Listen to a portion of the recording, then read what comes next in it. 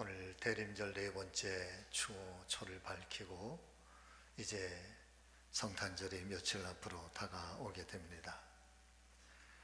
아무쪼록 간절히 축복하며 소망하는 것은 말씀이 육신을 입고 우리에게 찾아오신 이 성탄의 큰 기쁨과 특별히 평강의 축복이 사랑하는 우리 교회 모든 성도님들에게 충만하도록 넘쳐나게 되기를 간절히 소망합니다.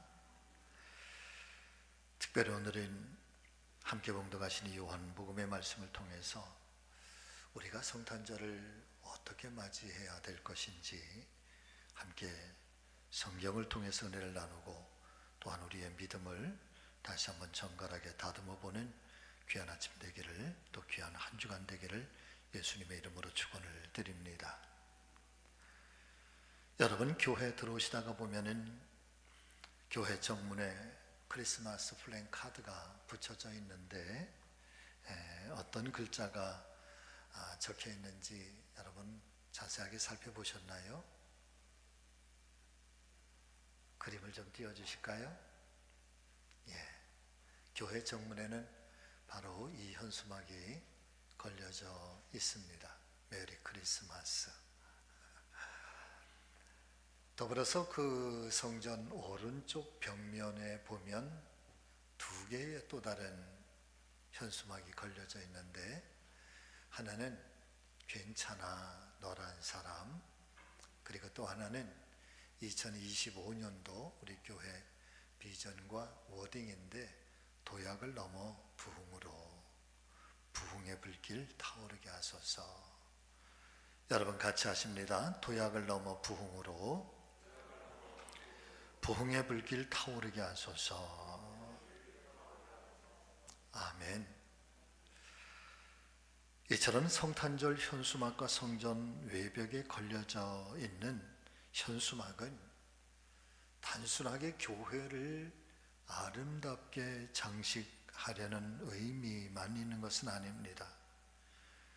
어쩌면 그것보다도 중요한 것은 우리 교회의 주변을 오고 가는 믿지 않은 사람들에게 성지교회는 이런 것이라고, 또 예수 그리스도의 복음은 바로 이런 것이라고 홍보하고 알려주면서 우리 교회가 지역 주민들에게 친밀하게 다가서려고 하는 일종의 복음적인 퍼포먼스가 담겨져 있는 것입니다.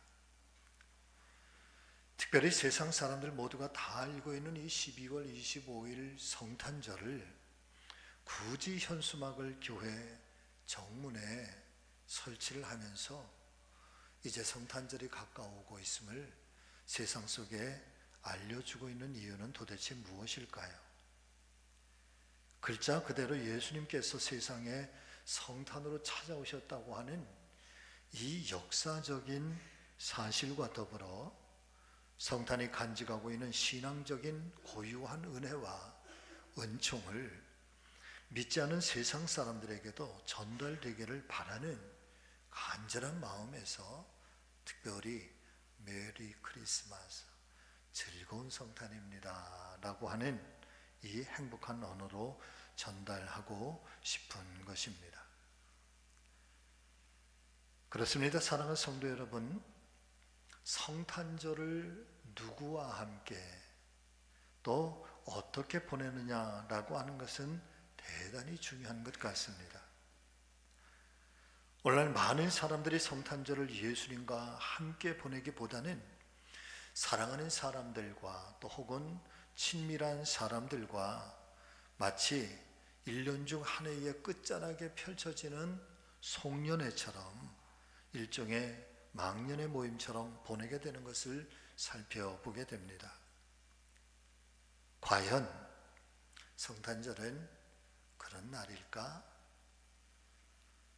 오늘 하나님의 말씀, 특별히 요한복음에 등장하고 있는 말씀을 보면은 성탄절의 의미를 우리에게 아주 독특한 모습으로 설명을 해주시고 있는데, 아무쪼록 오늘 이 말씀 가운데 우리 교회와 성도들은 성탄절을 어떻게 맞이할까라고 하는 이 말씀의 제목으로 함께 은혜를 나누는 귀한 시간 되기를 다시 한번 평화의 왕으로 세상에 찾아오신 우리 주님 예수 그리스도의 이름으로 여러분들을 축복합니다. 자, 첫 번째는 예수님을 영접하지 않는 사람들이 있습니다. 사랑하는 성도 여러분, 오늘 말씀을 보면은 예수님의 성탄을 향한 상반된 두 가지의 태도가 나타나고 있음을 우리는 발견을 하게 되는데, 예수님을 영접하는 자가 있고 예수님을 영접하지 않는 자가 있다, 말씀은 증거를 해 주시고 있습니다. 10절부터 12절의 말씀을 여러분 함께 보시기를 바랍니다. 같이 읽겠습니다.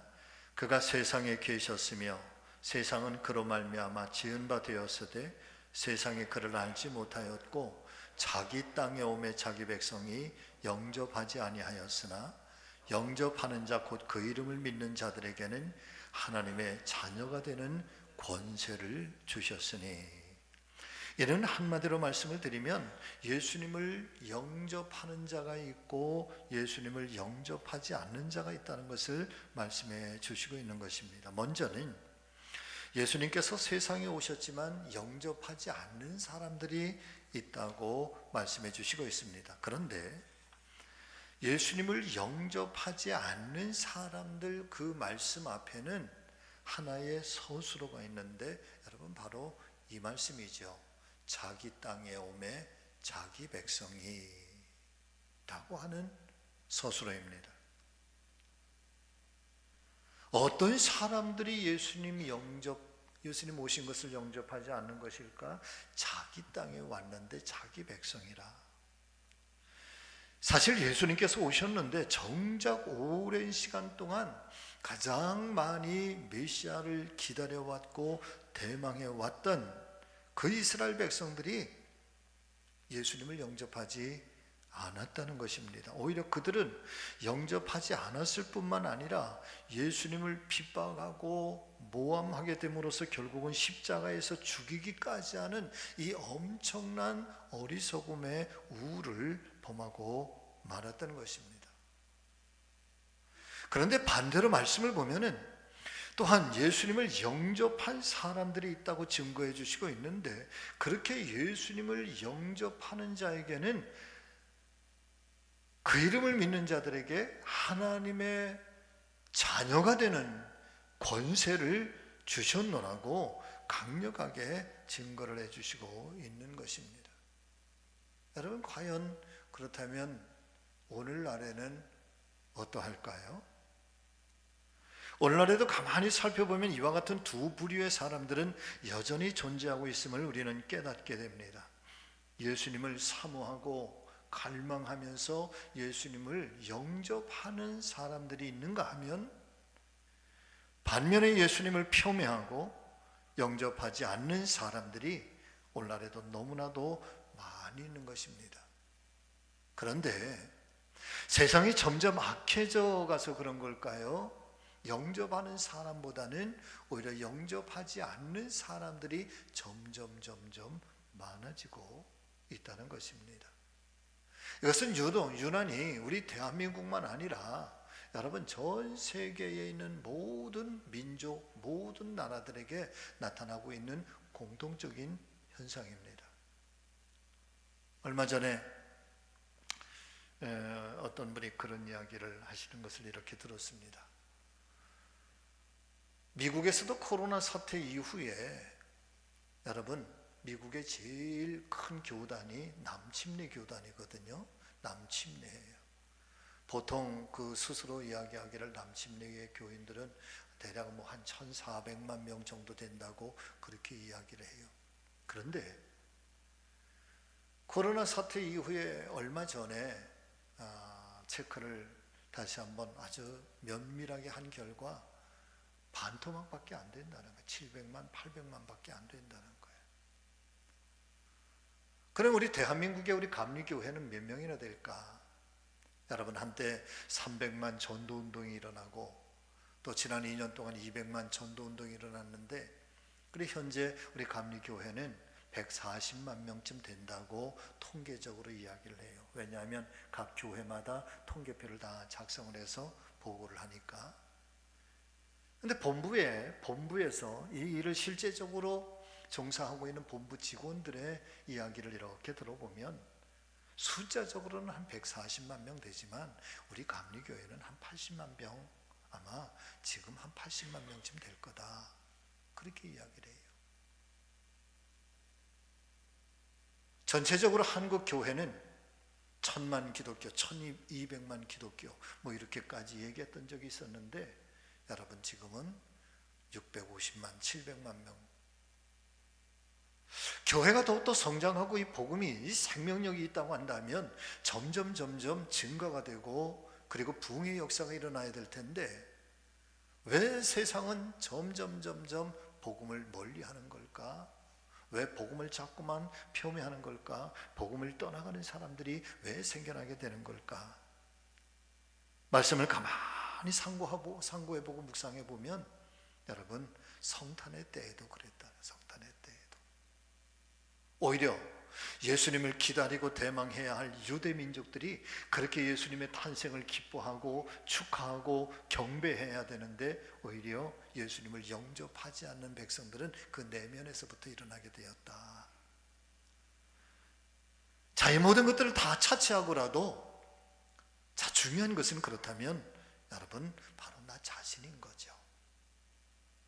자기 땅에 오매 자기 백성이 영접하지 않는다라고 하는 것은 여러분 복음에 가장 가까이 있는 사람들, 예수 그리스도의 이 메시아의 출현에 가장 근접해 있는 사람들, 그런데 오히려 그 사람들에게 이 성탄의 탄생, 메시아의 탄생이 외면을 당했다고 한다면 여러분 어쩌면 오늘을 우리가 반추하면서 그리고 내 스스로를 돌아보면서 깨닫게 되는 것은 그래도 우리는 세상 사람들보다 복음에 가까이 있는 사람들이고 믿지 않는 사람들의 성탄을 기다리고 다시 오실 예수 그리스도를 기다리고 있는 것보다 여러분 믿는 교회와 성도들이 더 주님의 성탄을 기다리고 있고 그리고 더 대망하고 있을 터인데, 그런데 정작 이미 우리에게 오신 성탄을 기다리는 우리들이라 아니면 다시 오실 제2의 크리스마스, 제2의 성탄을 만약에 오늘 우리에게 이루어지고 있다고 한다면 과연 우리는 진정을 다해서 이 성탄을 맞이하고 예수 그리스도를 영접할 수 있는가? 오늘 내 신앙은 어떤가? 할렐루야.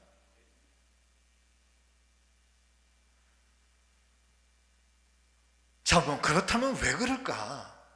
성경 속에 등장하고 있는 이 영접하지 않는 사람들의 모습을 여러분 한번 살펴보고자 합니다. 첫 번째 사람, 미움과 증오로 불태운 잔인한 사람 분봉왕 헤롯입니다.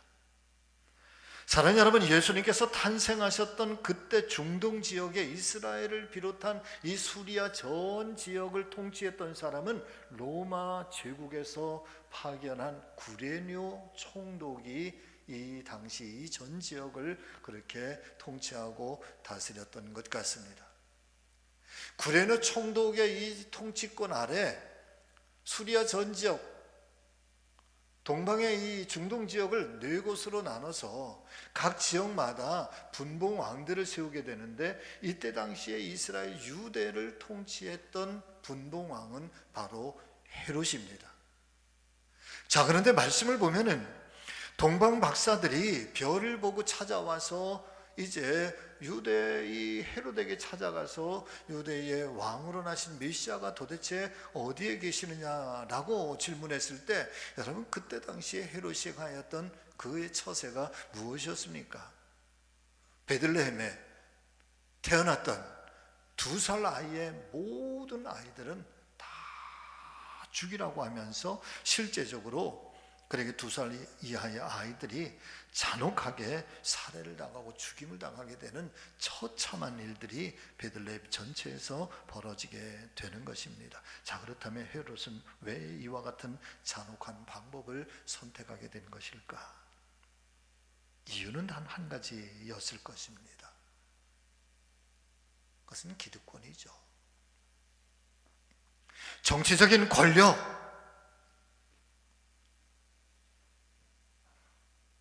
물질적인 기반,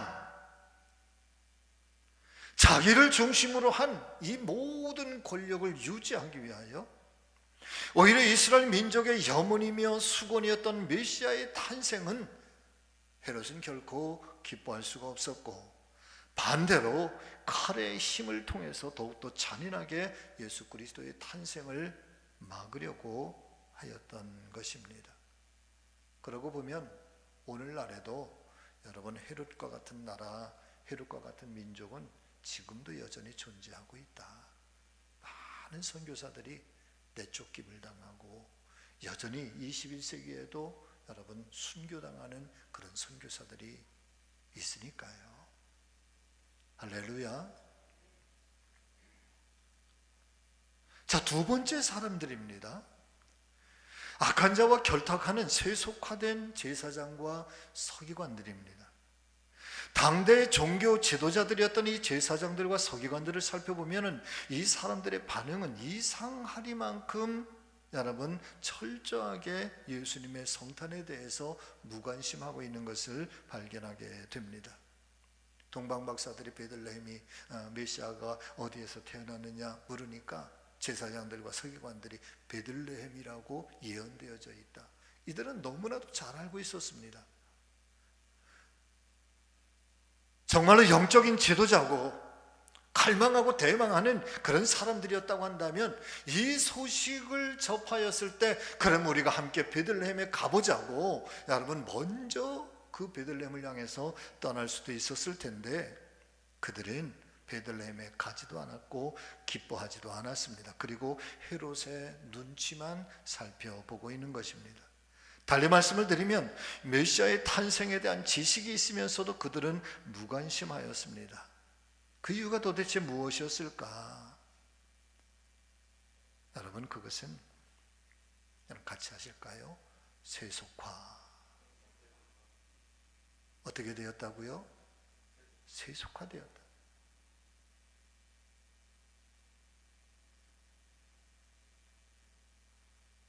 당시의 제사장들, 서기관들, 대제사장, 바리새인, 사두개인 뭐 말할 것 없이 한 나라와 한 민족의 이 신앙적인 빛을 발하고 그리고 그 최첨단의 앞에 서서 이 나라와 이 민족을 이끌어가야 할 이 종교 지도자들이 말이에요, 철저하게 세상과 권력과 물질과 타협하고 세속화되고 물들어서 그들은 율법학자이기도 하고 종교 지도자들이기도 하였지만 사실상 그들의 내면 깊은 곳에서는 하나님에 대한 말씀에 대한 확신도 하나님을 향한 진정한 경외심도 없었던 것입니다. 그리고 살아가는 지금의 현재의 형편이 여러분 뭐 부족한 게 뭐 있겠습니까? 물질적으로도 풍요로워요. 사회적으로는 최상류층에 속한 사람들이에요. 나름대로의 권력이 있어요. 얼마든지 자신들이 살아가는 데 있어서 전혀 불편하지 않는데 메시아가 온다는 이 소식은 여러분 그들에게 전혀 기쁨도 되지 않을 뿐더러 그리고 메시아가 오셨다 한들 여러분 그들이 맞이할 리가 만무인 것입니다. 자, 그렇다면 현대적인 제사장과 서기관들은 과연 누구일까?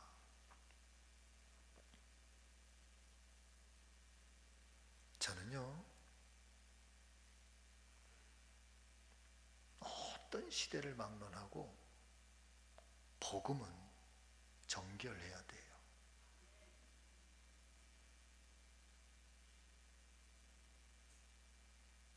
어떤 시대, 어떤 문명, 어떤 문화 속에서라도 하나님의 사람들은 여러분 그 시대에 빛이 되어야 하고 그 시대에 소금의 이 삶을 살아내야 되는 줄로 믿습니다. 저를 비롯한 성직자들이 세속화되고 세상 속에 물들어갈 때 세상의 권력에 그 권력놀이를 할 때 물질에 물들어서 물질보다 하나님보다 물질을 더 사랑하게 될 때, 그때의 제사장들이나 그때의 서기관들이나 그때의 바리새인이나 사두개인들이나 오늘 21세기 속에 존재하고 있는 교회나 아니면 성직자들이나 영적 지도자들이 세속화되어 버린다고 한다면 여러분, 다를 바가 없는 거지. 세상 속에 살아가지만 세상에 물들어가는 그리스도인들이 아니라 세상을 변화시키는, 빛을 발하여 어둠을 밝히는 교회 성도들, 이 사람들이 복음의 사람이고 이 사람들이 그리스도인인 줄로 믿습니다. 할렐루야. 여러분, 교회 안에서도 권력놀이 하지 마세요.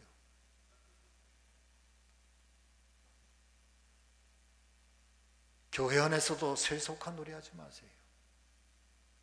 교회는 하나님의 거룩한 영이 다스려야 되고 성령의 역사가 일어나는 곳이지, 인간의 소리와 세상의 방법들이 여러분 교회 안에서 물들어 있으면 그 교회는 아무런 소망이 없어요.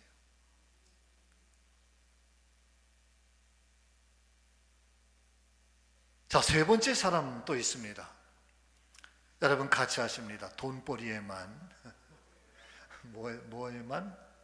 돈벌이에만 관심이 있는 누구일 것 같아요, 여러분? 여관집 주인. 여관집 주인은 오직 돈 버는 일에만 관심이 있었습니다. 예수님께서 탄생하시기 바로 직전 여관집 주인에게 찾아왔지만 여관집 주인은 메시아를 자기 집에 모실 수 있는 이 엄청난 축복과 영광을 얻을 수 있는 기회가 주어졌음에도 불구하고 주인은 그 영광과 축복의 기회를 놓쳐버리고 말았다는 것입니다. 오늘날에도 여러분 성탄을 맞이하면서 사람들은 추리를 만듭니다. 멋진 장식을 합니다. 카드와 선물을 주고받습니다. 크리스마스 캐롤이 울려 퍼지고, 그리고 백화점과 그리고 상점들은 온갖 바겐 세일을 하면서 경제적인 이익을 추구하고, 심지어는 어린아이들도요, 성탄절 아침에 일생에서 가장 빨리 일어난다고 그래요. 이날은 되게 빨리 일어난대. 예수님 오시는 날이라고. 내가 밤새도록 뒤척이다가 예수님 오시는 이 성탄에 내가 그래서 예수님 사랑합니다, 예수님 축하합니다, 이러면 얼마나 좋겠습니까? 산타크로스 언제 다녀갔나? 산타크로스 간밤에 다녀가셨나? 양말에 보면서 예수님은 온데간데 없고, 여러분 성탄에 선물만 고대하는 이와 같은 일련의 여러 가지 행위들 속에 결국 진정한 성탄의 주인공이 되셔야 할 예수님은 사라지고, 여관 주인처럼 성탄절의 특수한 돈벌이에만 관심이 쏟아지고 있다고 한다면 결국 성탄은 2000년 전 예수님께서 허름한 구유로 내몰렸던 것처럼, 외면당했던 것처럼 21세기를 살아가는 지금의 현실에서도 고스란히 재현되고 있는 것입니다. 그렇다면 세상은 그렇다고 할지라도 여러분 같이 하십니다. 최소한 교회와 성도들만큼이라도, 아멘, 최소한 저와 여러분들만큼이라도 이 성탄을 다시 회복해야죠. 성탄의 복음, 성탄의 의미를 우리가 다시 찾아야지. 그리고 실제적으로 이 성탄을 여러분 진정한 경배로 예수님이 주인이 되실 수 있도록 여러분 이 성탄을 우리가 그렇게 맞이하고 또 성탄의 정신을 기려야죠. 다 같이 아멘. 자, 그러면 예수님을 영접한 사람들, 적극적으로 영접한 사람들이 두 번째 있습니다. 첫 번째 사람, 사모하는 마음으로 찾아와 경배와 찬양을 드린 동방박사. 박사들. 사랑하는 여러분, 우리 주님의 성탄에 관한 기사 중에 가장 유명한 말씀은 아마도 저 멀리 동방으로부터 별을 보고 찾아왔다는 동방 박사들에 대한 이야기를 빼놓을 수가 없을 것 같습니다. 그리고 교회에서 성탄절 연극을 준비하면 거의 빠지지 않고 등장하는 배경이, 그것은 바로 동방 박사들이 예수님께 찾아와서 황금과 유향과 몰약을 예물로 드린 경배의 사건일 것입니다. 자, 이 동방 박사에 관한 이야기는 마태복음 2장 1절부터 12절의 말씀까지 등장을 하고 있는데, 동방 박사들이 예루살렘에 찾아와서 사람들에게 물었습니다. 유대인의 왕으로 나신 이가 어디 계시냐? 우리가 동방에서 그의 별을 보고 그에게 뭐하러 왔다? 경배하러 왔다. 이어지는 말씀을 보면 동방 박사들은 아기와 그 모친 마리아가 함께 있는 것을 보고 엎드려 아기께 뭐하고? 경배하였고, 보배합을 열어서 황금과 유향과 몰약을 예물로 드렸다. 자, 사랑 믿음의 성도 여러분, 저는 여러분들을 정말 권면합니다. 이번 성탄절에 저와 여러분들이 주님을 향하여 진정 경배하는 마음으로 황금과 유향과 몰약의 정성된 예물을 경배 예물로 드리실 수 있기를 예수님의 이름으로 축복합니다. 그리고 많은 경우에 이 성탄절에는 이 동방 박사들의 이야기를 통해서 여러분이 황금과 유향과 몰약을 드려야 된다라고 하는 말씀으로 집약을 하는 경우가 있습니다. 그런데 여러분, 이 동방 박사들에 관한 이 복음의 사건은요, 이 짧은 한 군데에서만 기록이 되어지고 그 이후에는 성경 어디에서도 동방 박사들에 대한 이야기는 나타나지 않는데, 이 짧은 이야기를 통해서 동방 박사들을 성경이 우리에게 증거해 주시고 있는 이 복음적 메시지는 핵심은 아주 분명합니다. 황금과 유향과 몰약이 아니에요. 그럼 뭘까? 그것은 바로 메시아를 향한 진정한 경배의 신앙이에요. 할렐루야. 메시아를 향한 진정한 경배의 신앙, 이 말씀 속에는 단 한 분이라는 거예요. 경배받으실 분은 단 한 분, 오직 예수님만이 성경에서 예언된 하나님의 아들이요 독생성자이심으로 오직 찬양과 경배를 받으실 분은 단 한 분, 예수님 외에는 없다는 신앙 고백을 동방 박사들의 이야기를 통해서 성경은 우리에게 들려주시고 있는 거죠. 헤롯 아니라는 거예요. 제사장, 바리새인, 율법학자 아니라는 거예요. 단 한 분밖에 없으신 우리가 경배해야 할 대상은 여러분 예수 그리스도 이 한 분밖에 없는 거예요. 사도행전 4장 12절의 말씀, 여러분 다 같이 함께 읽겠습니다. 시작. 다른 이로서는 구원을 받을 수 없나니 천하 사람 중에 구원을 받을 만한 다른 이름을 우리에게 주신 일이 없음이라. 할렐루야. 간절히 바라고 소망하는 것은 저와 여러분들의 믿음도 오직 한 분이신 예수 그리스도 외에는 다른 이름이 없다는 사실을 굳건하게 간직하시고 어떤 경우에서도 이 믿음이 흔들리지 않기를 예수님의 이름으로 축원합니다. 이 이름을 물질과 만몬과 바꾸지 마세요. 이 이름을 여러분 우상과 바꾸지 마세요.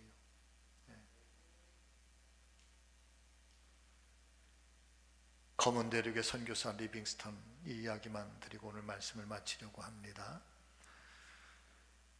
어린 시절에 선교를 위한 특별 헌금 시간이 있었는데 자신은 어려서 가진 것이 없으니 내 몸을 받으시옵소서.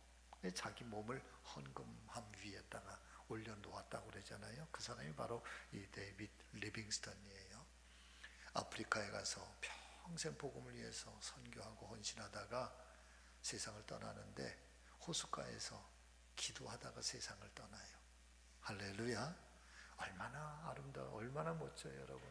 평생 주님을 위해서 헌신하고 그러다가 그 호숫가에서 이렇게 고요히 앉아서 하나님의 말씀 성경을 읽다가 그냥 세상을 떠나요.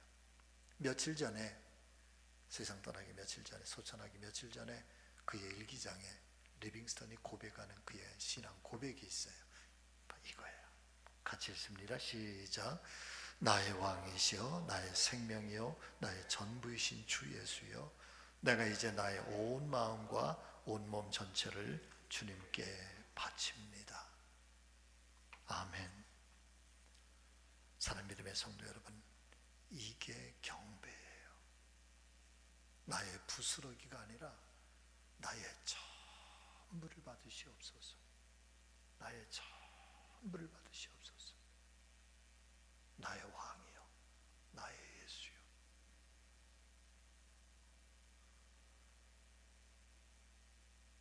금년도 성탄절이